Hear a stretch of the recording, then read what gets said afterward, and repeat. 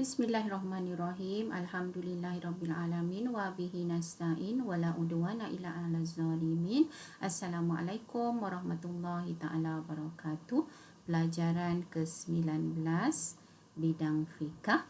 Jom bersama-sama dengan Ustazah.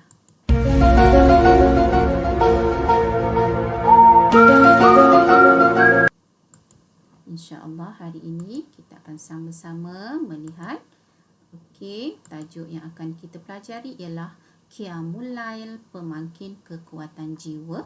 Pendidikan Islam tingkatan 3. Standard pembelajaran ialah yang pertama maksud, hukum dan dalil.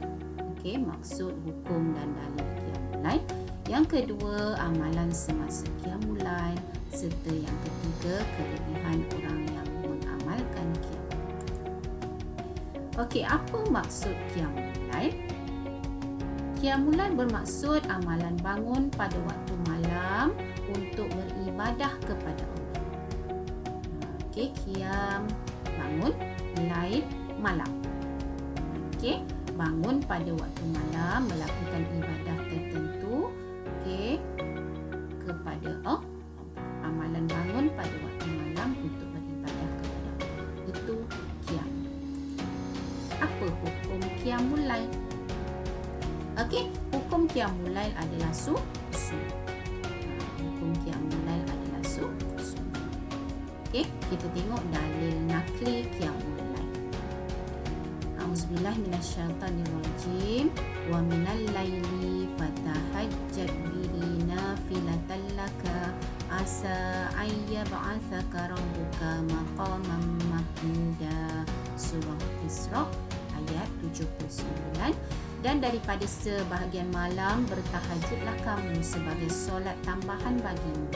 Semoga Tuhanmu menempatkanmu di tempat yang terpuji. InsyaAllah.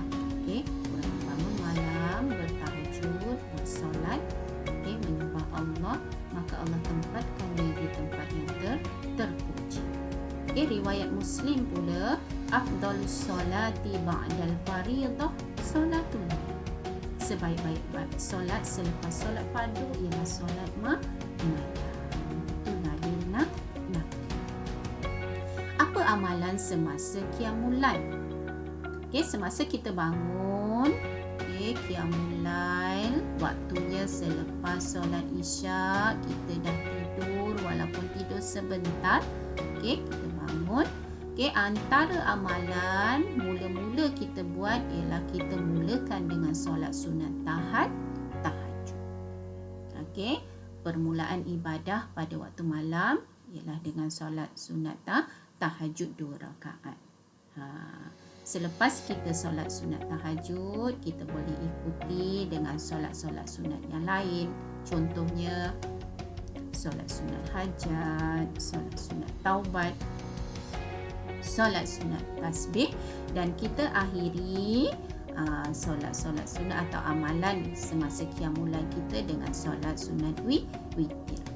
Selain daripada itu, kita boleh berzikir, baca Quran. Itu dia amalan semasa Qiyamul Lail.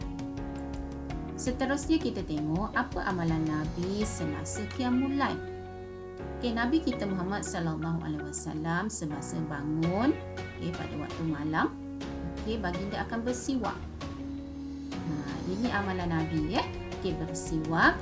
Yang kedua, baginda akan memandang ke langit. Inna fi khalqis samawati wal ard wa ikhtilafil laili wan nahar la ayatin li ulil albab.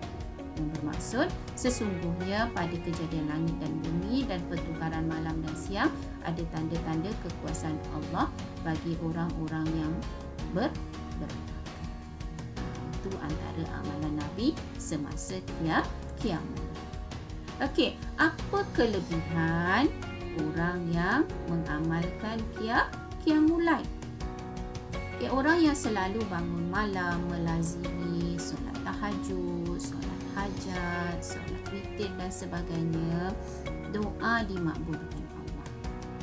Andai kata kita nak doa kita dimakbulkan Allah, kita amalkanlah Qiyamul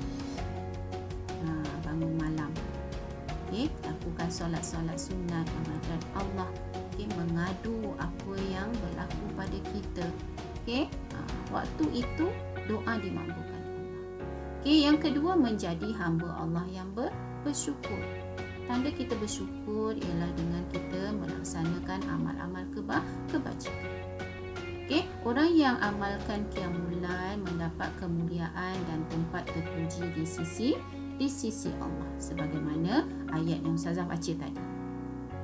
Selain daripada itu, sebenarnya kelebihan bagi orang yang mengamalkan qiyamul lail itu ialah Allah beri dia ketenangan jiwa tenang, sebab segala keluh kesah yang ada dalam dirinya telah diadukan pada Allah tatkala solat sunat pada waktu malam tersebut.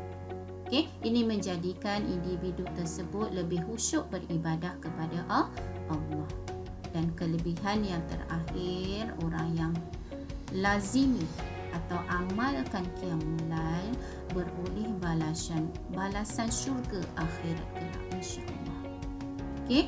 Berazamlah kita untuk bangun malam bagi melakukan ibadah, sebagaimana sabda Rasulullah sallallahu alaihi wasallam yang bermaksud, sesiapa yang berniat untuk qiyamul lail lalu tertidur sehingga pagi, maka baginya pahala niatnya dan tidurnya ialah sesuatu sedekah daripada Tuhannya Azza wa Jalla.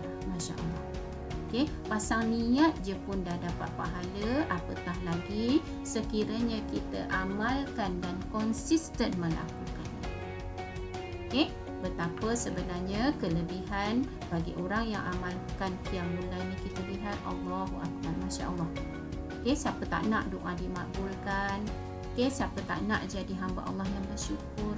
Siapa tak nak tempat dia mulia dan terpuji di sisi Allah? Siapa yang tak nak jiwa tenang?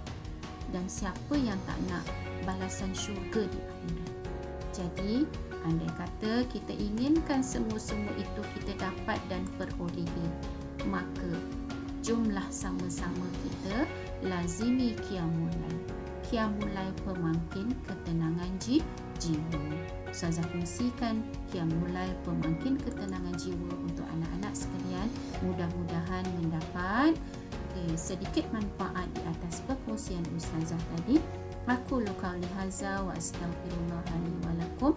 Assalamualaikum warahmatullahi wabarakatuh.